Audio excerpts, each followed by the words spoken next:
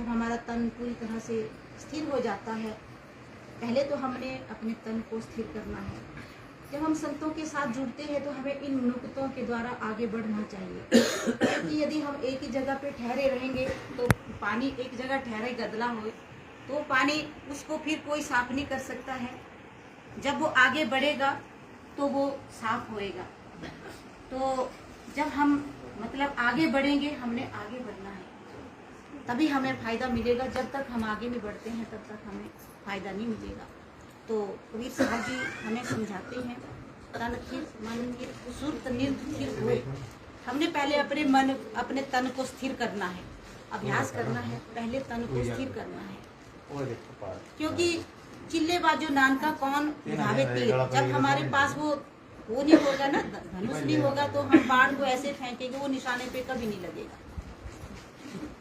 उसके लिए हमें वो धनुष बाण पूरा चाहिए और तब हम उसको चलाएंगे बाण को, तभी वो निशाने पे लगेगा। ठीक इसी प्रकार जब हमारा शरीर स्थिर रहेगा, जब स्थिर रहेगा तो हमें क्रोध भी आएगा, तो हमारी जुबान जो किसी को बुरा बोलने वाली थी, जब हमने स्थिर कर दिया, उसको रोक लिया, तो वो मतलब बुरा बोलने से रुक जाएगी। जब हमने अपने तन को स्थिर किया, हम किसी को मारना चाहते हैं, थप्पड़ लगा देना चाहते हैं, लेकिन हमने अपने गुरु महाराज जी की आज्ञा के अनुसार अपने तन को स्थिर कर दिया है, तो हमारा हाथ जो है वो उस कर्म को करने से रुक जाएगा। तो पहले हमने अपने तन को रोकना सीखना है। हमारे नगली निवासी भगवान जी हमें हिदायत देते हैं, कितना भी आड़ा समय, कितना भी मुश्किल समय क्यों ना आए, हमें भजन सिमरन पे जरूर बैठना है। खाना छोड़ दो, पीना छोड़ दो और सारी चीज़ें छोड़ दो, लेकिन भजन मत छोड़ो अपना। सुबह और शाम को हमें जरूर टाइम देना है। तो जब हम अपने तन को स्थिर कर लेते हैं तो फिर उसके बाद हमने अपने मन को भी स्थिर करना है।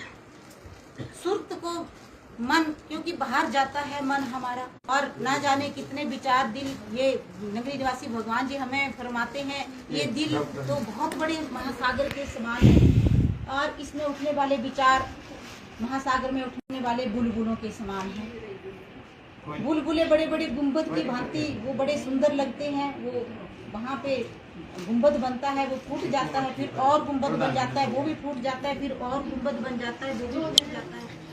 हमारे अंदर के विचार उठते ही रहते हैं, उठते ही रहते हैं, उठते ही रहते हैं, जब तक कि उनका दमन नहीं किया जाए। गुरु महाराज जी हमें सचेत करते हैं कि जितने हमारे अंदर विचार हैं उतनी ही जुनिया है, उतनी जुनिया वो करना है। दूसरे का मतलब फिक्र, विचार, हमने अपने विचारों को रोकना है। तीसरा मतलब मराकबा, हमने ध्यान करना है। अपने विचारों को रोकने के लिए ध्यान करना है।